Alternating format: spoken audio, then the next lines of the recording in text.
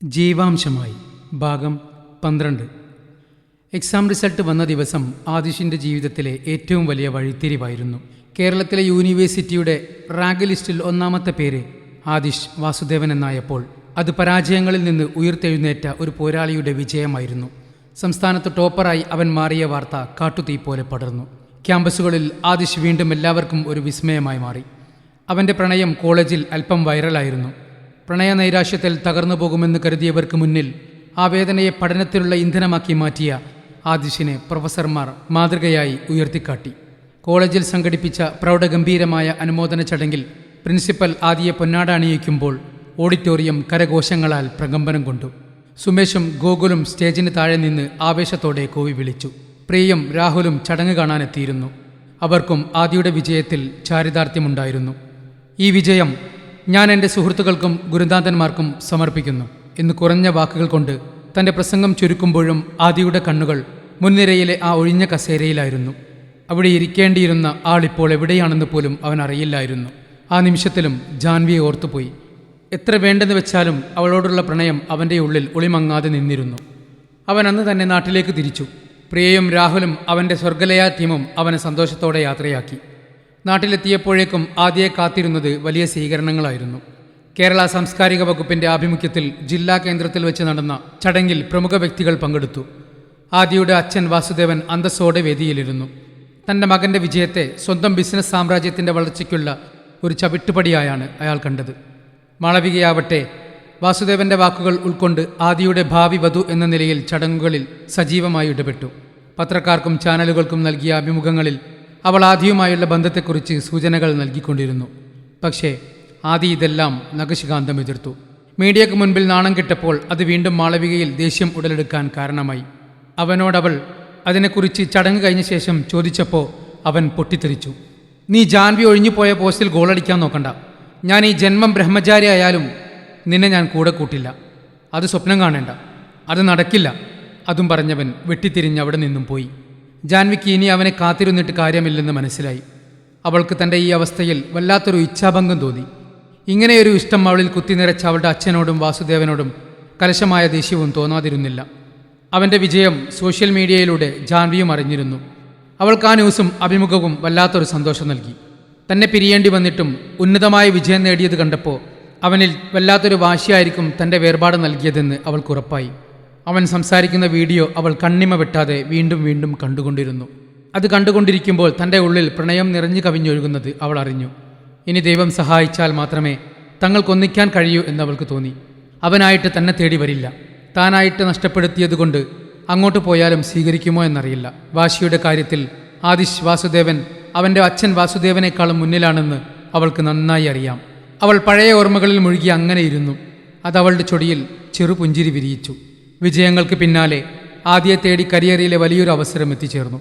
ബാംഗ്ലൂരിലെ ലോകപ്രശസ്തമായ ഒരു ടെക് കമ്പനിയിൽ സീനിയർ അനലിസ്റ്റ് തസ്തികയിൽ ആദിഷിന് നിയമനം ലഭിച്ചു. ലക്ഷങ്ങൾ ശമ്പളമുള്ള ജോലിയാണ്.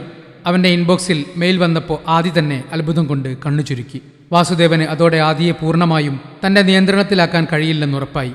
ഈ വാർത്ത അമ്മ കൃഷ്ണപ്രഭയ്ക്കും ചേച്ചിമാരായ കൃഷ്ണവേണിക്കും കൃഷ്ണപ്രിയയ്ക്കും വലിയ സന്തോഷം നൽകിയെങ്കിലും ഏട്ടന്മാർക്കും ഏട്ടത്തിമാർക്കും അവൻ്റെ വളർച്ചയിൽ അസൂയ തോന്നിയതല്ലാതെ ഒട്ടും സന്തോഷം തോന്നിയില്ല. കിരൺ അളിയനും ഇളയ ചേച്ചിയുടെ ഗൾഫിലുള്ള വൈശാഖളിയനും അവൻ ആശംസകൾ അറിയിച്ചു. അവൻ ബാംഗ്ലൂരിലേക്ക് യാത്ര തിരിക്കുന്നതിന് തലേ ദിവസം തൻ്റെ വേരുകൾ ഒന്നുകൂടി മനസ്സിൽ നിറയ്ക്കാനായി ആദിഷ് ആ പഴയ ക്യാമ്പസ് പരിസരത്തേക്ക് പോയി. തൻ്റെ പ്രണയം പൂത്തതും തളിർത്തതും അവസാനം കരിഞ്ഞതുമായ ആ ഇടവഴികളിലൂടെ ബൈക്കോടിച്ചു പോകുമ്പോൾ അവൻ്റെ ഉള്ളിൽ വലിയൊരു ഭാരമായിരുന്നു. അവൻ തലകൊടിഞ്ഞുകൊണ്ട് യാത്ര തുടർന്നു. തിരിച്ചു വരുമ്പോൾ ജാൻവിയുടെ വീടിൻ്റെ മുമ്പിലെത്തിയപ്പോൾ ആദി ബൈക്കൊന്ന് നിർത്തി. ആ വീടിപ്പോൾ ആകെ ശൂന്യത നിറഞ്ഞൊരിടമായി അവന് തോന്നി. ജനാലകൾ പലതും അടഞ്ഞു കിടക്കുന്നു. മുറ്റത്തൊരു ഓട്ടോറിക്ഷ കിടക്കുന്നത് കണ്ടാണ് അവൻ വീടിൻ്റെ മുറ്റത്തേക്ക് കയറിയത്. അത് ജാൻവിയുടെ അച്ഛൻ സുധീഷിൻ്റെ ഓട്ടോ ആയിരുന്നു. സുധീഷ് വീടിനുള്ളിൽ നിന്ന് ചില പെട്ടികൾ പുറത്തേക്ക് മാറ്റുകയായിരുന്നു. പുറത്തേക്ക് വന്ന സുധി ഓട്ടോയുടെ അരികിൽ നിൽക്കുന്ന ആദിയെ കണ്ടതും അദ്ദേഹത്തിൻ്റെ മുഖമൊന്നു വാടി. മുഖത്ത് കുറ്റബോധവും സങ്കടവും മിന്നിമറഞ്ഞു. മോനെ ആദി, സുധീഷ് ഇടറുന്ന ശബ്ദത്തോടെ വിളിച്ചു. അയാൾ ഒരു ദീർഘനിശ്വാസത്തോടെ ആദിയുടെ അരികിലേക്ക് നടന്നു വന്നു. അദ്ദേഹത്തിൻ്റെ മുഖത്ത് പഴയ ആ പ്രസന്നത ഉണ്ടായിരുന്നില്ല. എന്താണിതങ്കിൾ? നിങ്ങൾ എവിടെയായിരുന്നു? എന്തിനാണ് ഈ വീട് വിൽക്കുന്നത്? എന്തിനാണ് നിങ്ങൾ ആരോടും പറയാതെ പോയത്? ജാനി എന്തിനാണ് എന്നെ ഇങ്ങനെ ചതിച്ചത്? ആദി പൊട്ടിത്തെറിക്കും പോലെ ഗൗരവത്തോട് ചോദിച്ചു. പുറത്ത് ഫോർ സെയിൽ എന്നൊരു ബോർഡ് അവൻ കണ്ടിരുന്നു. ആദി ആ ഉമ്മറത്തെ തിണ്ണയിൽ കയറിയിരുന്നു. സുധീഷ് ആദിയുടെ തോളിൽ കൈവച്ചു. മോനെ, അവൾ നിന്നെ ചതിച്ചിട്ടില്ല. അവൾ നിന്നെ അത്രമേൽ സ്നേഹിച്ചതുകൊണ്ടാണ് മൗനമായി പടിയിറങ്ങിയത്. നിനക്കറിയില്ലേ നിന്റെ അച്ഛനെയും ആ മാളവികയെയും? അവർ ഞങ്ങളെ നേരിട്ട് കണ്ട് വീണ്ടും ഭീഷണിപ്പെടുത്തി. ഇനിയും ഇവിടെ നിന്നാൽ ഞങ്ങൾ ജീവനോടെ ഉണ്ടാവില്ല ആദി. നിന്റെ അച്ഛൻ വാസുദേവൻ സാറും ആ മാളവികയും കൂടി ഇവിടെ ഒരിക്കലും ഞങ്ങളെ ജീവിക്കാൻ അനുവദിക്കില്ല. നീ ട്രിവാൻഡ്രമായിരുന്ന സമയത്ത് അവർ എന്നെ തേടി വീണ്ടും വന്നു. അയാളുടെ വെളിപ്പെടുത്തൽ കേട്ട് ആദി സ്തംഭിച്ചു നിന്നു. സുധീഷ് തുടർന്നു. നീ റാങ്ക് വാങ്ങണമെന്നും നിന്റെ ജീവിതം നശിക്കരുതെന്നും ഉണ്ടെങ്കിൽ ജാൻവിയെ ഇവിടുന്ന് മാറ്റണമെന്ന് അവർ ആജ്ഞാപിച്ചു. ഈ നാട്ടിൽ നിന്നും പോയില്ലെങ്കിൽ എന്നെ ഓട്ടോയുമായി പോകുമ്പോൾ ഏതെങ്കിലും വഴിയിൽ വെച്ച് കൊട്ടേഷൻ ഏൽപ്പിച്ച് ലോറി ഇടിച്ചു കൊല്ലുമെന്നാണ് മാളവിക ജാൻവിയോട് പറഞ്ഞത്. ജാൻവി ഒരുപാട് അവളോട് കരഞ്ഞു കാല് പിടിച്ചു. നിന്നെ വിട്ടുപിരിയാൻ അവൾക്ക് താല്പര്യമില്ലായിരുന്നു. പക്ഷേ എൻ്റെ ജീവൻ വെച്ച് വിലവേശിയപ്പോൾ അവൾ തോറ്റുപോയി മോനെ. മാളവികയുടെ ക്രൂരമായ പ്ലാനുകളെക്കുറിച്ച് സുധീഷ് ഓരോന്നായി വിവരിച്ചു. ജാൻവിയെ മാനസികമായി തകർക്കാൻ അവൾ നടത്തിയ ഫോൺ കോളുകൾ, ഭീഷണികൾ എല്ലാം ആദ്യ ഞെട്ടലോടെ കേട്ടിരുന്നു. വാസുദേവൻ തൻ്റെ ബിസിനസ് ലാഭത്തിനായി മകൻ്റെ പ്രണയത്തെ ഇല്ലാതാക്കാൻ ഏതറ്റം വരെയും പോകുമെന്ന് അവൻ അപ്പോഴാണ് ബോധ്യമായത്. അവൾ ജാനി ഇപ്പോൾ എവിടെയാണ്? ആദി ചെറിയൊരു സങ്കടത്തോടെ ചോദിച്ചു. അവൻ്റെ ഹൃദയം പ്രണയിനിയുടെ വിവരങ്ങൾ കേൾക്കാൻ ആകാംക്ഷയോടെ നിന്നു. ഞങ്ങൾ വയനാട്ടിലെ ജാനിയുടെ അമ്മയുടെ തറവാട്ടിലേക്കാണ് അന്ന് പോയത്. ഈ വീട് വിൽക്കുന്ന പണം കൊണ്ട് വേണം അവിടെ എന്തെങ്കിലും തുടങ്ങാൻ. അവൾ ഇപ്പോഴും നിന്നെ ഓർത്ത് കരയാറുണ്ട്. അന്ന് ഇവിടെ നിന്ന് പോകുമ്പോൾ സിം കാർഡ് നശിപ്പിച്ചിരുന്നു. നിനക്ക് റാങ്ക് കിട്ടിയതറിഞ്ഞപ്പോൾ അവൾ കരഞ്ഞുകൊണ്ട് ചിരിക്കുന്നത് ഞാൻ കണ്ടു മോനെ. ഒരിക്കലും നിന്നോട് സ്നേഹമില്ലാഞ്ഞിട്ടല്ല, എന്നോടുള്ള സ്നേഹക്കൂടുതൽ കൊണ്ടാണ് അവൾ അന്ന് അങ്ങനെ ചെയ്തത്. അവൾ ഇതെല്ലാം അറിഞ്ഞിട്ടും എന്നോടെന്തുകൊണ്ട് പറഞ്ഞില്ല? ആദി വീണ്ടും ചോദിച്ചു. അവളെല്ലാം നിന്നോട് പറഞ്ഞ നീ നിന്റെ അച്ഛനോട് ഉടക്കും. അതോടെ നിന്റെ ഭാവി തകരും. അത് കാണാൻ അവൾക്ക് കഴിയില്ലായിരുന്നു ആദി. നിന്റെ വിജയം മാത്രമായിരുന്നു അവളുടെ ലക്ഷ്യം. ഇപ്പോൾ നീ വലിയ നിലയിലെത്തിയെന്നറിഞ്ഞപ്പോൾ അവൾ ഒത്തിരി സന്തോഷിച്ചു. മോൻ എൻ്റെ കുഞ്ഞിനെ വെറുക്കരുത്, സുധീഷ് വിതുമ്പിക്കൊണ്ട് പറഞ്ഞ് അവൻ്റെ മുൻപിൽ കൈകൂപ്പി. അവൻ അയാളുടെ കയ്യിൽ നിന്ന് അവിടുത്തെ അഡ്രസ്സ് വാങ്ങി. നമ്മൾ തമ്മിൽ കണ്ടത് എന്തായാലും ജാനി അറിയണ്ട. സമയമാകുമ്പോൾ ഞങ്ങൾ വീണ്ടും കണ്ടുമുട്ടുമെങ്കിൽ ഒന്നിക്കാം. അല്ലെങ്കിൽ ആദ്യ പ്രണയമെന്ന ഒരു നോവായി എന്നും എൻ്റെ ഉള്ളിൽ അവൾ ഉണ്ടാകും. അതും പറഞ്ഞവൻ തിരിച്ചു ബൈക്കിൽ കയറി വേഗത്തിൽ ഓടിച്ചുപോയി. സത്യങ്ങൾ അറിഞ്ഞതോടെ ആദിയുടെ ഉള്ളിൽ തൻ്റെ അച്ഛനോടും മാളവികയോടും കടുത്ത വെറുപ്പ് തോന്നി. പക്ഷേ അതോടൊപ്പം ജാൻവിയോട് ഒരു പുതിയ തരം ദേഷ്യം അവൻ്റെ ഉള്ളിൽ രൂപപ്പെട്ടു. എന്തിനാണ് അവൾ എന്നോടിത് മറച്ചു വെച്ചത്? എന്നെ ഒരു കൊച്ചുകുട്ടിയായിട്ടാണോ അവൾ കണ്ടത്? എൻ്റെ അച്ഛൻ ഇത്ര വലിയ ചതി ചെയ്യുമ്പോൾ അത് തടയാൻ എനിക്ക് അവകാശമില്ലായിരുന്നോ? എന്നെ ഒന്ന് വിശ്വസിക്കാതെ എന്നെ ഒറ്റപ്പെടുത്തി പോയവളല്ലേ അവൾ? ആദിഷ് വീണ്ടും സ്വയം ചോദിച്ചു. തൻ്റെ സ്നേഹം ജാൻവിക്കൊരു ബാധ്യതയാണെന്ന് അവൾ കരുതിയത് ആദിയെ കൂടുതൽ മുറിവേൽപ്പിച്ചു. അവൾക്കെല്ലാം തന്നോട് തുറന്നു പറയാമായിരുന്നു, ഒരുമിച്ച് നിന്ന് പോരാടാമായിരുന്നു. പക്ഷേ അവൾ തിരഞ്ഞെടുത്തത് ത്യാഗത്തിൻ്റെ പാതയായിരുന്നു. അത് ആദിയുടെ പുരുഷത്വത്തെയും ആത്മവിശ്വാസത്തെയും ചോദ്യം ചെയ്യുന്നതായിരുന്നു. ബാംഗ്ലൂരിലേക്ക് പോകുമ്പോൾ ആദിയുടെ ഉള്ളിൽ തൻ്റെ അച്ഛനോടും മാളവികയോടുമുള്ള പ്രതികാരത്തിൻ്റെ കനലുകൾ ഉണ്ടായിരുന്നു. പക്ഷേ ജാൻവിയോട് അവൻ മനസ്സാ ഒരു പ്രതിജ്ഞയെടുത്തു. നീ എന്നെ വേണ്ട എന്ന് വെച്ച് പോയതല്ലേ, ഇനി ഞാൻ നിന്നെ തേടി വരില്ല. നീ എന്നെ തേടി വന്നാൽ നിനക്ക് കൊള്ളാം. പ്രണയിച്ചവനോട് മറച്ചുവെച്ച ത്യാഗത്തേക്കാൾ വലിയ ചതിയില്ല എന്ന് വിശ്വസിച്ചുകൊണ്ട് ആദിഷ് തൻ്റെ പുതിയ ജീവിതത്തിലേക്ക് യാത്ര തിരിച്ചു. സത്യങ്ങൾ അവനെ തകർത്തില്ല, പകരം കൂടുതൽ കഠിനഹൃദയനാക്കി മാറ്റി. ബാംഗ്ലൂർ പലർക്കും സ്വപ്നങ്ങളുടെ നഗരമാണ്. നിറപ്പകിട്ടാർന്ന തെരുവുകളും ആകാശത്തെ തൊട്ടു നിൽക്കുന്ന കെട്ടിടങ്ങളും പുത്തൻ ജീവിതശൈലിയും ആരെയും മോഹിപ്പിക്കുന്ന ഒന്ന്. പക്ഷേ ആദിഷിനത് വെറുമൊരു ജോലിസ്ഥലം മാത്രമായിരുന്നു. തിരക്കേറിയ MG റോഡിലെ വാഹനങ്ങളുടെ ശബ്ദങ്ങളും പച്ചപ്പ് നിറഞ്ഞ കബ്ബൺ പാർക്കിലെ കാഴ്ചകളും IT കമ്പനികളുടെ വൻമതിലുകളും ആദിഷിനെ വരവേറ്റത് മരം കോച്ചുന്ന തണുപ്പോടെയായിരുന്നു. ആ തണുപ്പ് അവൻ്റെ ഉള്ളിലേക്കും പടർന്നു കയറി. മാറിക്കൊണ്ടിരിക്കുന്ന കാലാവസ്ഥ പോലെ അവൻ്റെ മനസ്സും പലപ്പോഴും അശാന്തമായിരുന്നു. വലിയൊരു ടെക് പാർക്കിലെ 4ാം നിലയിലുള്ള ഓഫീസിൽ തൻ്റെ വലിയ കമ്പ്യൂട്ടർ സ്ക്രീനിന് മുന്നിലിരിക്കുമ്പോഴും അവൻ്റെ നോട്ടം പുറത്തെ ക്ലാസ് ജനാലക്കപ്പുറമുള്ള ആകാശത്തേക്കായിരുന്നു. വെള്ളമേഘങ്ങൾ പഞ്ഞി പോലെ ഒഴുകി നടക്കുന്നത് കാണുമ്പോൾ അവൻ നാട്ടിലെ വയലുകളെ ഓർക്കും. നാട്ടിലെ തൻ്റെ വീടും അവിടുത്തെ ശുദ്ധവായുവും, എല്ലാറ്റിനുമുപരി ജാൻവിയോടൊപ്പമുള്ള ആ സുന്ദര നിമിഷങ്ങളും ഈ പുതിയ ജീവിതത്തിൻ്റെ തുടക്കത്തിൽ അവനെ വല്ലാതെ ശ്വാസം മുട്ടിച്ചു. ഓരോ ശ്വാസത്തിലും അവളുടെ ഗന്ധം അവൻ അനുഭവപ്പെട്ടു. ജോലിയിൽ ആദിഷ് അതിസമർത്ഥനായിരുന്നു. കോളേജ് കാലം മുതലേ ബ്രില്യൻ്റ് സ്റ്റുഡൻ്റ് ആയിരുന്നു അവൻ. പുതിയ പ്രൊജക്റ്റുകൾ ഏറ്റെടുത്തപ്പോൾ അവൻ കാണിച്ച കൃത്യതയും ക്രിയാത്മകതയും കമ്പനി മേധാവികളെ പോലും അമ്പരപ്പിച്ചു. വളരെ കുറച്ച് ദിവസങ്ങൾ കൊണ്ട് തന്നെ ആദിഷ് എല്ലാവരുടെയും പ്രിയപ്പെട്ടവനായി മാറി. ആദ്യത്തെ മാസം അവസാനിച്ചപ്പോൾ തന്നെ ഓഫീസിലെ സ്റ്റാർ പെർഫോമറായി അവൻ തിരഞ്ഞെടുക്കപ്പെട്ടു. എല്ലാവരും അവനെ അഭിനന്ദിച്ചു, പ്രശംസകൾ കൊണ്ട് മൂടി. പക്ഷേ ഈ വിജയങ്ങളൊന്നും അവൻ്റെ ഉള്ളിലെ ശൂന്യതയെ മായ്ച്ചു കളഞ്ഞില്ല. രാത്രികളിൽ ആ ഇലക്ട്രോണിക് സിറ്റിയിലെ തൻ്റെ ആഡംബര ഫ്ലാറ്റിൽ തനിച്ചിരിക്കുമ്പോൾ നഗരമുറങ്ങാതെ ശബ്ദമുയർത്തുമ്പോഴും അവൻ്റെ മനസ്സ് നിശബ്ദമായിരുന്നു. AC മുറിയുടെ തണുപ്പിലും അവൻ്റെ ഓർമ്മകൾ ജാൻവിയുടെ ചിരിയിൽ തട്ടി നിന്നു. അവളുടെ കിലുക്കാമ്പെട്ടി പോലെയുള്ള സംസാരവും കുറുമ്പും എല്ലാം അവൻ്റെ കാതുകളിൽ മുഴങ്ങിക്കൊണ്ടിരുന്നു. ആദിയേട്ടാ എന്ന ആ വിളി മാത്രം കേൾക്കാൻ അവൻ്റെ മനസ്സ് കൊതിച്ചുകൊണ്ടിരുന്നു. ജാൻവിയെ തിരഞ്ഞു ഞാനിനി വരില്ല, അവൾ എന്നെ തേടി വരട്ടെ എന്ന് സുധീഷ് അങ്കിളിനോട് പറഞ്ഞ ആ വാക്കുകൾ ഓരോ രാത്രിയും ഒരു മുള്ളുപോലെ ആദിയുടെ ഹൃദയത്തെ വേട്ടയാടിക്കൊണ്ടിരുന്നു. ജാൻവി ഒരു ചതിയല്ല ചെയ്തത് എന്ന് അവൻ്റെ ബുദ്ധി അവനോട് ആവർത്തിച്ച് പറഞ്ഞുകൊണ്ടിരുന്നു. അവൾ തൻ്റെ അച്ഛൻ്റെയും മാളവികയുടെയും ക്രൂരമായ ഭീഷണികൾക്ക് മുമ്പിൽ മുട്ടുമടക്കിയത് അവളുടെ അച്ഛന് വേണ്ടി മാത്രമല്ല, ആദിയുടെ കരിയർ തകരാതിരിക്കാനും അവൻ്റെ കുടുംബത്തിൻ്റെ അഭിമാനം സംരക്ഷിക്കാനുമാണ് എന്നവൻ തിരിച്ചറിഞ്ഞു തുടങ്ങിയിരുന്നു. പക്ഷേ ആദിയുടെ പുരുഷ സഹജമായ വാശിയും അഭിമാനവും ആ സത്യത്തെ പൂർണ്ണമായി അംഗീകരിക്കാൻ അനുവദിച്ചില്ല. എങ്കിലും അവൾക്ക് എന്നോടൊന്ന് പറയാമായിരുന്നു, ഞങ്ങൾക്കൊരുമിച്ച് നിന്ന് അവരോട് പോരാടാമായിരുന്നു. അവൾക്ക് എന്നെ അത്രയേ വിശ്വാസമുണ്ടായിരുന്നുള്ളൂ. എന്നേക്കാൾ വലുതാണോ അവൾക്ക് ഈ കരിയറും പണവും എന്ന ചോദ്യം അവനെ ഒരു മുറിവേറ്റ സിംഹത്തെപ്പോലെ വീണ്ടും വീണ്ടും അസ്വസ്ഥനാക്കി. ഈ ചിന്ത വരുമ്പോൾ അവൻ വീണ്ടും കഠിനഹൃദയനായി മാറാൻ ശ്രമിക്കും. പലപ്പോഴും രാത്രി വൈകി ഉറക്കം വരാതെ കിടക്കുമ്പോൾ അവൻ ഫോണിലെ ഗാലറി തുറക്കും. ഹൈഡ് ചെയ്തു വെച്ചിരിക്കുന്ന ജാൻവിയുടെയും അവൻ്റെയും ഒന്നിച്ചുള്ള ഫോട്ടോകൾ ഓരോന്നായി നോക്കും. ആ കണ്ണുകളിലെ തിളക്കവും നിഷ്കളങ്കമായ പുഞ്ചിരിയും കാണുമ്പോൾ അവൻ്റെ കണ്ണ് അറിയാതെ നിറയും. ഫോണിൽ അവളുടെ നമ്പർ ഇപ്പോഴും മൈ ജാൻ എന്ന് തന്നെയാണ് സേവ് ചെയ്തിരിക്കുന്നത്. പലതവണ ആ നമ്പറിലേക്ക് ഡയൽ ചെയ്യാൻ അവൻ്റെ വിരലുകൾ ധരിക്കും. പക്ഷേ ആ നിമിഷം തന്നെ അച്ഛൻ്റെ അധികാരസ്വരവും മാളവികയുടെ പുച്ഛം നിറഞ്ഞ ചിരിയും അവൻ്റെ കാതുകളിലെത്തും. ആ വാശിയിൽ അവൻ ഫോൺ ബെഡിലേക്ക് തന്നെ ദേഷ്യത്തോടെ വലിച്ചെറിയും. ആ വാശിക്ക് പിന്നിലും വലിയൊരു കുറ്റബോധം പതുങ്ങിയിരിപ്പുണ്ടായിരുന്നു. അവൾ ഇപ്പോഴും കരയുന്നുണ്ടാകുമോ? വയനാട്ടിലെ ആ തണുപ്പിൽ തനിച്ചിരുന്നവൾ എന്നെ ഓർക്കുന്നുണ്ടാകുമോ? സുധീഷ് അങ്കിൾ പറഞ്ഞത് പ്രകാരം അവൾ ആഹാരം പോലും കഴിക്കാതെ വിഷമിച്ചിരിക്കുകയാണ് എന്നറിഞ്ഞപ്പോൾ അവൻ്റെ ഹൃദയം കീറിമുറിക്കപ്പെട്ടിരുന്നു. സ്നേഹിച്ചിരുന്നവളെ തടങ്കലിലാക്കി താൻ ഇവിടെ സുഖമായി കഴിയുകയാണോ എന്ന ചോദ്യം അവനെ ഇടയ്ക്കിടെ നീട്ടിക്കൊണ്ടിരുന്നു. ബാംഗ്ലൂരിലെ ആ ഹൈടെക് ജീവിത സാഹചര്യത്തിൽ ആദിഷ് പെട്ടെന്ന് ശ്രദ്ധിക്കപ്പെട്ടു. അവൻ്റെ വസ്ത്രധാരണവും പെരുമാറ്റവും പ്രസന്നമായ മുഖവും എല്ലാം പല പെൺകുട്ടികളെ അവനിലേക്ക് ആകർഷിച്ചു. ഓഫീസിലെ കഫ്റ്റീരിയയിൽ ഇരിക്കുമ്പോൾ പല പെൺകുട്ടികളും അവനെ കണ്ണിമയ്ക്കാതെ നോക്കി നിൽക്കാറുണ്ട്. അവൻ്റെ ടീമിലെ റിയ എന്ന കൊൽക്കത്തക്കാരി പെൺകുട്ടി അവൻ ഓഫീസിൽ വന്ന നാൾ മുതൽ അവൻ്റെ ആരാധികയായിരുന്നു. ആദിയോട് അടുക്കാൻ അവൾ പല വഴികളും തേടിക്കൊണ്ടിരുന്നു.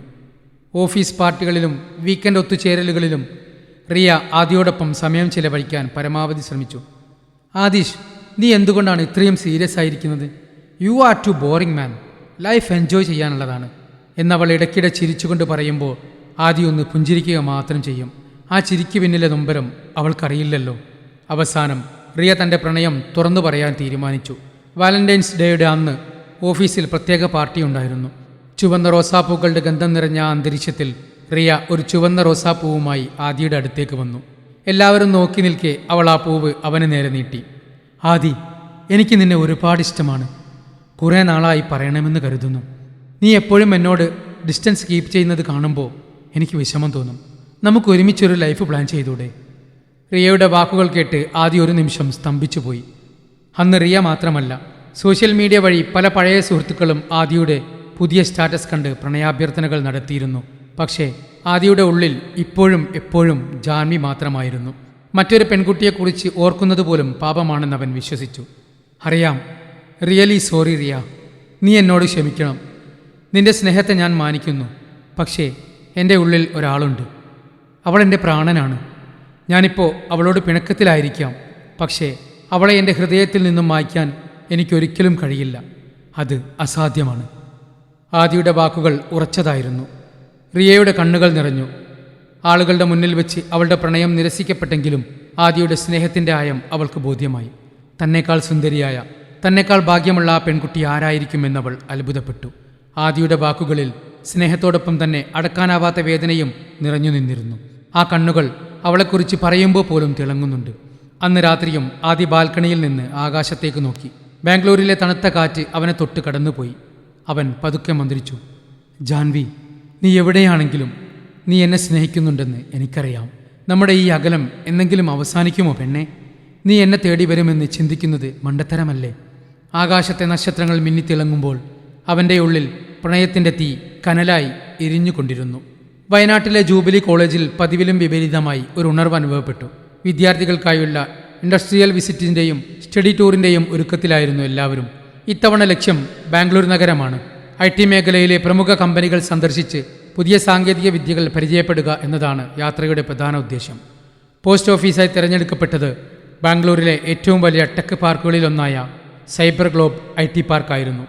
അവിടെ ജോലി ചെയ്യുന്ന ആദിശിനെക്കുറിച്ച് അധ്യാപകർക്കും കുട്ടികൾക്കും നല്ല മതിപ്പായിരുന്നു.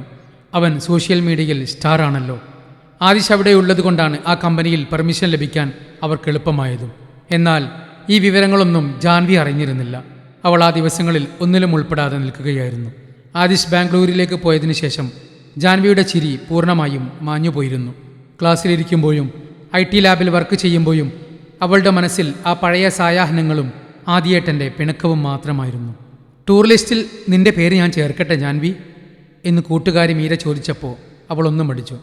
ഞാൻ വരുന്നില്ല മീര, എനിക്കൊന്നിനും ഒരു താല്പര്യവുമില്ല. ജാൻവി ഒഴിഞ്ഞു മാറാൻ ശ്രമിച്ചു. നീ ഇങ്ങനെ ഒരു മൂലയിൽ ഒതുങ്ങിക്കൂടിയാൽ എല്ലാം ശരിയാകുമോ? ബാംഗ്ലൂർ ഒരു വലിയ നഗരമല്ലേ? അവിടെ പോകുമ്പോൾ നിന്റെ മനസ്സ് ഒന്ന് ഫ്രഷ് ആകും. മാത്രമല്ല നിന്റെ ആദിശ് ബാംഗ്ലൂരല്ലേ? അവിടെയുള്ളൊരു വലിയ കമ്പനിയിലാണ് വിസിറ്റ് പ്ലാൻ ചെയ്തിരിക്കുന്നത്. ചിലപ്പോൾ നമുക്ക് അവനെ ഒന്ന് കാണാൻ കഴിഞ്ഞാലോ ജാനി? മീരയുടെ വാക്കുകൾ ജാൻവിയുടെ ഹൃദയത്തിൽ ഒരു മിന്നൽ പിണർ പോലെ പതിച്ചു. ആദിയേട്ടനെ കാണാൻ കഴിയുമോ? ആ ചിന്ത അവളുടെ തീരുമാനത്തെ മാറ്റിമറിച്ചു. ആ മുഖമൊന്ന് ഒരു നോക്കി കാണാൻ കഴിഞ്ഞാൽ, താൻ ചെയ്തതൊന്നും തൻ്റെ ഇഷ്ടപ്രകാരമല്ല എന്നൊരു വാക്കെങ്കിലും പറയാൻ കഴിഞ്ഞാൽ, ആ ചിന്ത അവളിൽ ഉന്മേഷം നിറച്ചു. അങ്ങനെ അവൾ ടൂറിന് പോകാൻ സമ്മതിച്ചു. യാത്രയ്ക്ക് മുന്നോടിയായുള്ള ദിവസങ്ങൾ ജാൻവിക്ക് വലിയ പരിഭ്രമത്തിൻ്റേതായിരുന്നു.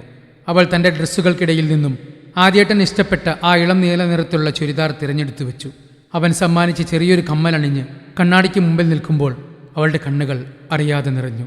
നാട്ടിലെ അവളുടെ വീട്ടിലും ചില മാറ്റങ്ങൾ വന്നിരുന്നു. അച്ഛൻ സുധീഷ് അവളുടെ അങ്കിളിനോട് സംസാരിക്കുന്നത് അവൾ കേട്ടു. അവനും ബാംഗ്ലൂരിലാണല്ലോ. ജാൻവിയുടെ കോളേജിൽ നിന്ന് അങ്ങോട്ട് പോകുന്നുണ്ട്. അവർ കണ്ടുമുട്ടുമോ എന്ന് എനിക്കറിയില്ല.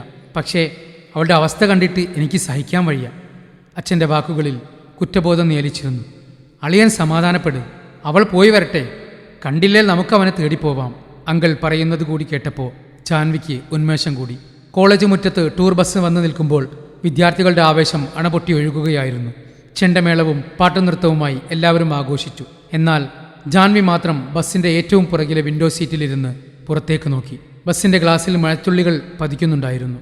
യാത്ര പുറപ്പെടുന്നതിന് മുമ്പ് ഡിപ്പാർട്ട്മെൻറ്റ് ഹെഡ് കുര്യൻ സാർ മൈക്കിലൂടെ അറിയിച്ചു. മക്കളെ, നമ്മൾ നാളെ രാവിലെ ബാംഗ്ലൂരിലെത്തും. ഉച്ചയ്ക്ക് ശേഷം നമ്മൾ സന്ദർശിക്കുന്നത് ഇന്ത്യയിലെ തന്നെ മുൻതിര സോഫ്റ്റ്വെയർ കമ്പനിയായ സൈബർ ഗ്ലോബാണ്. ആ പേര് കേട്ടതും ജാൻവിയുടെ നെഞ്ചിടിപ്പ് വർദ്ധിച്ചു. ബസ്സിലെ കുട്ടികളെല്ലാം ആവേശത്തോടെ കൈയടിച്ചു. ആ വലിയ കമ്പനി കാണാനുള്ള ആകാംക്ഷ എല്ലാവരിലും ഉണ്ടായിരുന്നു. പക്ഷേ ജാൻവിയുടെ ഉള്ളിൽ ഭയമായിരുന്നു. അവിടെയാണ് ആദി ജോലി ചെയ്യുന്നത് എന്നവൾക്കറിയാം. അവൻ തന്നെ കാണുമ്പോൾ എങ്ങനെ പ്രതികരിക്കും? പഴയ വാശി ഇപ്പോഴും അവനിൽ ഉണ്ടാവുമോ? അതോ തന്നെ പൂർണ്ണമായും മറന്നു കാണുമോ? അവളുടെ ചിന്തകൾ ആ വഴിക്ക് സഞ്ചരിച്ചു കൊണ്ടിരുന്നു. ബസ് വയനാടിൻ്റെ ചുരം ഇറങ്ങി തുടങ്ങി. തണുത്ത കാറ്റ് ജനാലയിലൂടെ ഉള്ളിലേക്ക് വന്നു. ഓരോ വളവ് തിരിയുമ്പോഴും ജാൻവി തൻ്റെ പ്രിയപ്പെട്ടവനിലേക്ക് കൂടുതൽ അടുക്കുകയാണെന്ന് തിരിച്ചറിഞ്ഞു. കയ്യിലെ ഫോണിൽ അവൾ മൈ ജാൻ എന്ന് സേവ് ചെയ്തിരിക്കുന്ന ആദിയുടെ ഫോട്ടോയിലേക്ക് നോക്കി.